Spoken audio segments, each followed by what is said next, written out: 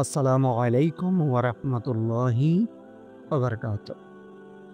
যদি আপনি এমন একজন মানুষ হয়ে থাকেন যে সব হারিয়েও হার মানেননি, যে কাঁদতে, কাঁদতে আবার উঠেছেন, আর এখন চারপাশে হঠাৎ কিছু অদ্ভুত পরিবর্তন দেখতে পাচ্ছেন, তাহলে সাবধান হন।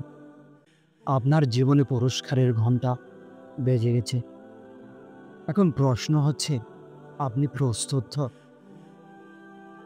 আল্লাহ কাউকে যখন বিশেষ পুরস্কার দিতে চান, তখন আগে তার ধৈর্য পরীক্ষা করেন। আর যখন সেই ধৈর্যের মেয়াদ শেষ হয়ে আসে, তখন আসে এমন সব অলৌকিক সংকেত যা মানুষ প্রথমে বুঝতে পারে না। তখনই শয়তান ফিস ফিস করে বলে, দেখ, এত বছর ধৈর্য ধরছ, কিছুই তো হলো না।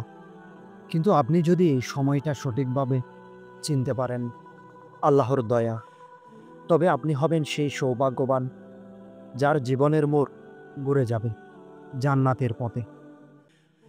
আপনার জীবনে হঠাৎ করে যদি কিছু হারিয়ে যেতে থাকে, সেটা কি ধ্বংস নাকি পুরস্কারের শুরু? আপনি কি জানেন, কখনো কখনো আপনার চোখে কিছুই বদলায় না, কিন্তু আসমানে আপনার নামে পুরস্কারের তালিকা খুলে যায়। হয়তো আপনি এখনো বুঝেননি, কিন্তু আপনি যেই কষ্টের ভেতর দিয়ে গিয়েছেন, সেই কষ্ট, সেই ধৈর্য আর মাত্র কিছুদিন পর এমন এক প্রতিদান হয়ে ফিরে আসবে যা আপনার কল্পনার বাইরেও ছিল না। তো আজকের এই ভিডিওটিতে আমি আপনাকে এমন 5টি আলামতের কথা বলবো, যেগুলো দেখা দিলে বুঝে নিন আপনার ধৈর্যের পুরস্কার দরজায় করা নাড়ছে। কিন্তু সতর্ক না থাকলে আপনি সেটাকেও হারিয়ে ফেলতে পারেন। তো প্রথম আলামতটি হলো, হঠাৎ আপনার মন শান্ত হয়ে যেতে শুরু করেছে। যেখানে আগে আপনি ব্যথায় চটপট করতেন, এখন অদ্ভুত এক অন্তরের প্রশান্তি কাজ করছে। এটা কোনো সাধারণ ব্যাপার নয়। কোরআনুল কারিমে আল্লাহ তাআলা বলেন, নিশ্চয়ই আল্লাহর জিকিরে হৃদয় প্রশান্ত হয়। এটা সেই নীরব পুরস্কারের শুরু, যেখানে দুনিয়ার গোলমালের মাঝে আল্লাহ আপনার অন্তরে তার রহমত ঢেলে দেন। মন শান্ত মানেই কি আপনি ঠিক পথে আছেন, নাকি এটা যেন তেন অভ্যস্ততা? এই পার্থক্য বোঝাটা জরুরি। আপনি যা হারিয়েছেন তার জন্য কাঁদলেও আজকাল যা আছে সেটার জন্য শুকরিয়া আদায় করছেন। এটা আল্লাহর পক্ষ থেকে একটা স্পেশাল সিগনাল যে তোমার অন্তর প্রস্তুত, এখন তোমার পুরস্কার আসবে।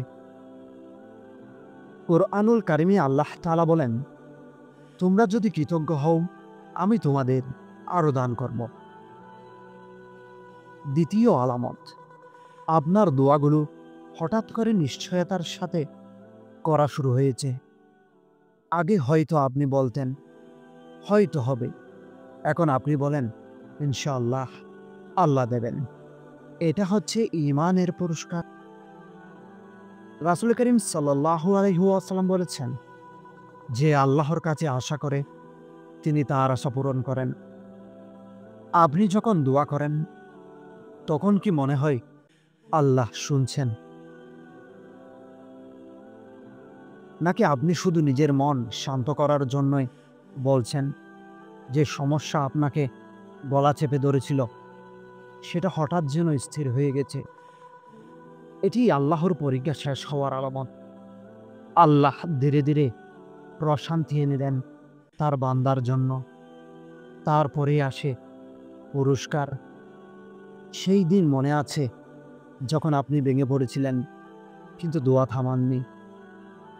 এখন দেখুন, সমস্যা আছে কিন্তু চাপ কম। এটাই ইশারা। তৃতীয় আলামত, মানুষের অবহেলা থেকে নিজেকে সরিয়ে নিচ্ছেন, কিন্তু ভেতরে আর কোনো কষ্ট নেই। আগে যেটা আপনাকে তাড়িয়ে বেড়াতো, এখন সেটা আপনাকে আর প্রভাবিত করে না। এটাই আল্লাহর পক্ষ থেকে দেওয়া আত্মিক শক্তি। কোরআনুল কারিমে আল্লাহ তাআলা বলেন, যাকে আল্লাহ হেদায়েত দেন, কেউ তাকে বিভ্রান্ত করতে পারে না। মানুষের কথায় কষ্ট পেতেন, এখন তারা বললেও আপনি বলেন, যে হ্যাঁ ভাই, আমি তো আখিরাতের পথে। আপনি স্বাভাবিকভাবে নামাজে গভীরতা পাচ্ছেন। আপনি কোরআন শুনলে কাঁদেন। আগে যেটা হতো না, এটা আল্লাহর পক্ষ থেকে পূর্ব পুরস্কার প্রশিক্ষণ। আল্লাহ কাউকে পুরস্কার দেওয়ার আগে তাকে আধ্যাত্মিকভাবে গ্রহণযোগ্য বানান। হাদিসে এসেছে, যাকে আল্লাহ ভালোবাসেন তাকে দ্বীনের পথে পরিচালিত করেন। চতুর্থ আলামত, আল্লাহর আয়াত ও ঘটনা আপনার সামনে বারবার আসতে শুরু করেছে।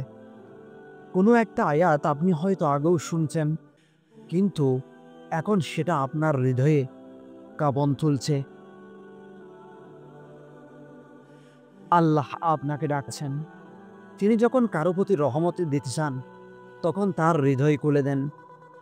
কোরআনের জন্য যদি হঠাৎ কোনো আয়াত আপনার চোখে পানি এনে দেয়, তাহলে বুঝে নিন আসমান থেকে কোনো দৃষ্টি আপনার অন্তরের দিকে তাকিয়ে আছে।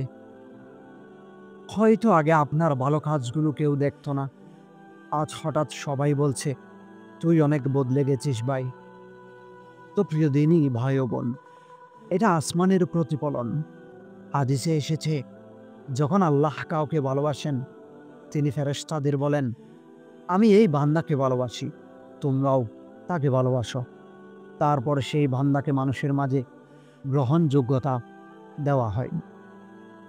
পঞ্চম আলামত, আল্লাহর উপর ভরসা করা এখন আপনার সবচেয়ে বড় অস্ত্র হয়ে উঠেছে। আপনি হিসাব করছেন না, আপনি বিশ্বাস করছেন। আপনি দেরি নিয়ে চিন্তিত না, আপনি জানেন আল্লাহ দেরি করেন কিন্তু কালে হাতে ফেরান না। কোরআনুল কারিমে আল্লাহ তাআলা বলেন, আল্লাহ অবশ্যই ধৈর্যশীলদের সাথে আছেন।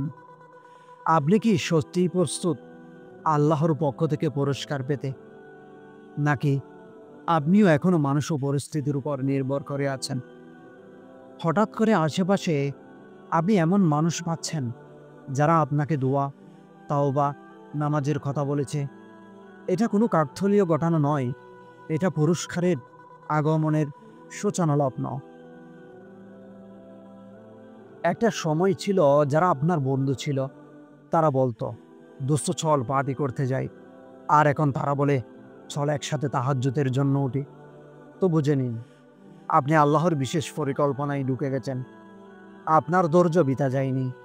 আপনার অশ্রু, রাতের কান্না, দিনের লড়াই, সব কিছুর হিসাব রাখা হয়েছে। এখন আপনাকে শুধু একটি প্রশ্নের উত্তর দিতে হবে। আপনি কি প্রস্তুত সেই পুরস্কার গ্রহণ করার মতো একজন হয়ে উঠেছেন? কারণ পুরস্কার যখন আসে, তখন অনেকেই সেটাকে সামাল দিতে পারে না। তো প্রিয় দিনই ভাই ও বোন, আপনি যদি এই ৫টি আলামত নিজের জীবনে খুঁজে পান, তাহলে চোখ বন্ধ করে শুকর করুন।